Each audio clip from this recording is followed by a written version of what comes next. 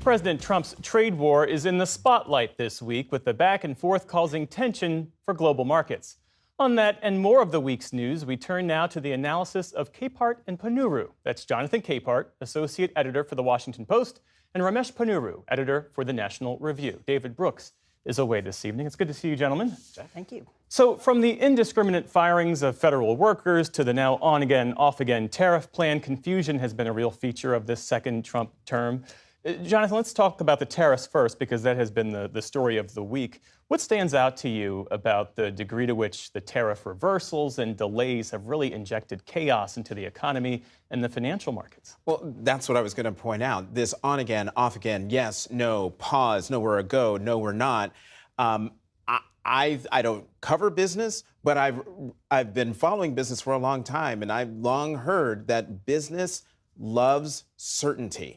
And what the president has done since his inauguration, and definitely this week, is inject an amount of uncertainty into the economy, into business, that we've seen wild gyrations of the stock market.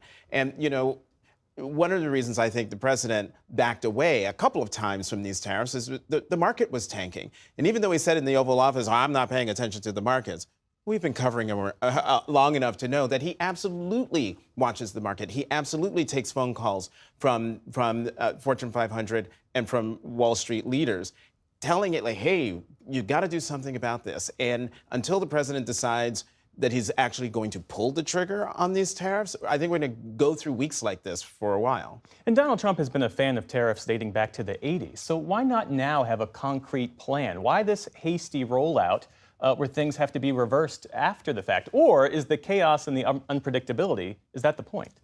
Well, I think that a certain degree of impulsiveness may be more central to Trump than any particular conviction, even one as deep-rooted as his love of tariffs, which he continues to say is a beautiful word. You know, over the last 6 weeks, I have read dozens of references in the commentary to energy in the executive, how energetic the new administration is being. Energy in the executive is a phrase that comes from Hamilton, Federalist Papers number 70.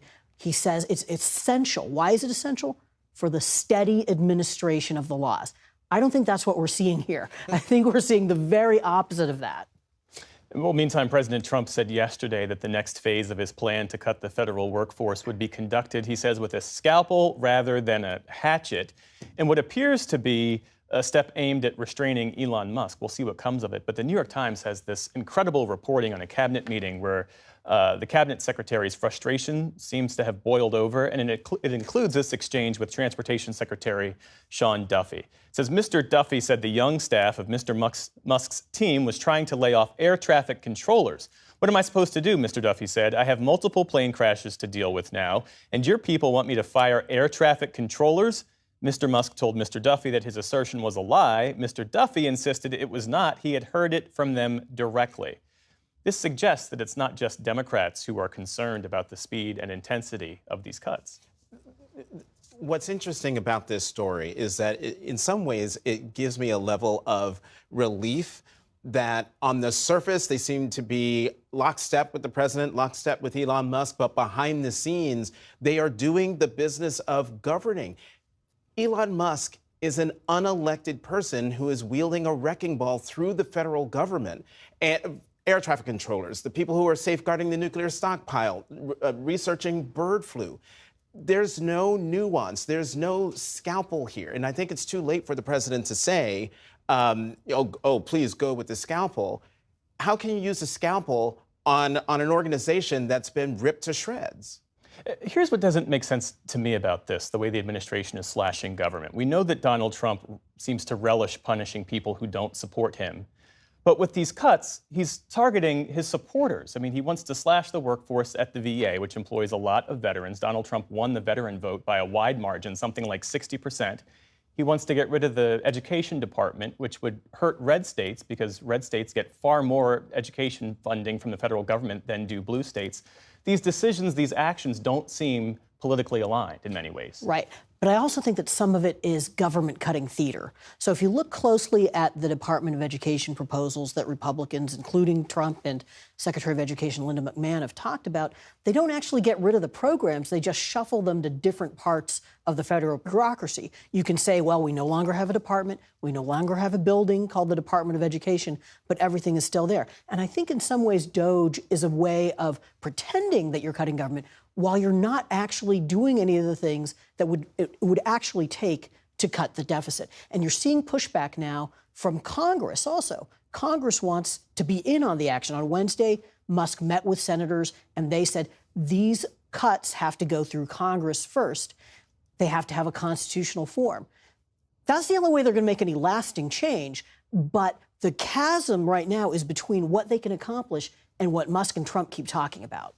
I'm sort of leaping on your saying that this is cutting theater and pretending to cut the government. But tell that to the thousands of government workers who have lost their jobs or who have lost their jobs and been told they are reinstated because suddenly someone realizes, oh, this person who we thought was not essential is actually essential. I mean, this theater is having a real life impact. Absolutely. You're going to have the most disruption for the least in savings. Right? You may get, some people are going to lose their jobs. Some of them will get reinstated in the legal process. But even if they don't, we're not going to see a balanced budget, which is what Trump is talking about. Right. If you look internationally, though, as Donald Trump seeks to downgrade the transatlantic alliance that has kept this world safe for the past 80 years, he has set off this unprecedented rearmament among NATO allies, which is something that a number of presidents have tried to do to get Europe to care about and pay for their security as much as the U.S. does. Did the chaos, did the unpredictability in that sense work, Jonathan? Sure, it worked. They're going to spend more money on their own defense. But why? Because they can no longer depend on the United States to protect them if Russia rolls over into the Baltic states, if Russia rolls over into Poland, if the United States doesn't satisfy Article 5. Which is an attack on one NATO member is an attack on all. I view their comments as, we don't know the United States anymore. We certainly don't know the United States under President Trump, and we need to safeguard our own security from him. That's the way I read it. Well, I mean, I think the U.S. security guarantee has been something that Europeans have relied on, and unfortunately that has led them to underinvest in their own defense. I understand the impulse among a lot of Americans to get the U.S. and Europe to rebalance these commitments. What I don't see from the administration, what I've never really seen from Trump, is any acknowledgement that NATO is the most successful alliance in history and that it still serves an important role in keeping the peace in Europe and around the globe. In the time that remains, let's talk about Gavin Newsom, shall we? Because the California governor, he's broken with many elected Democrats by saying he thinks it's deeply unfair to allow transgender women and girls to compete in female sports. Take a listen to what he said in this podcast. Would you say no men in female sports? Well, I think it's an issue of fairness. I completely agree with you on that. It is an issue of fairness. So it's deeply unfair. Would you speak out again? So this is coming amid a debate among Democrats about, how much did cultural factors play a role in their huge defeat in November, and how do they address it? How does this strike you, Jonathan? Well, look, Governor Newsom is somebody whose credentials in LGBTQ rights were cemented 21 years ago when he, against the advice of every Democrat in the country, issued marriage licenses to same-sex couples. So this is not a question of whether he has thrown the community under the bus after 2 decades. But what this shows is, and what I wished he had done, because I actually listened to the podcast and this entire section, and he kept talking about fairness, which I get, but he didn't talk more fully about what exactly do you mean. And the conversation with Charlie Kirk, I mean, the way he says, no men in female sports, just the way he talks about that, we're not talking about men in drag pretending to be women in sports. We're talking about trans women, trans girls. But what I would really like and what I loved about this segment on trans athletes with Dr. Bradley Annawalt, he says it perfectly. There's a tension here between fairness and allowing people who want to play sports to play sports. What we need to do is, as Americans, and certainly elected officials have a more nuanced and thoughtful conversation. This is not a black and white issue. This is something that requires a lot of thoughtful conversation led by scientists, led by doctors, led by people who actually know something about this. And the last thing I'll say is, I'm an out gay man. I came up during the 1980s when there was the AIDS epidemic and people were out in the streets saying, hey, we are here. Will and Grace comes along, and suddenly there's a cultural change, a change in the country and how they viewed LGBTQ folks. We need to have that same kind of cultural conversation when it comes to the T, one that is nuanced and thoughtful and not sort of bombastic in the way that Charlie Kirk talks about. We'll have to leave it there. I'm so sorry we're out of time. Sorry. Jonathan Capehart, we'll have you back and we'll get you to weigh in. Thanks for your time. Thanks, Jeff. Thanks.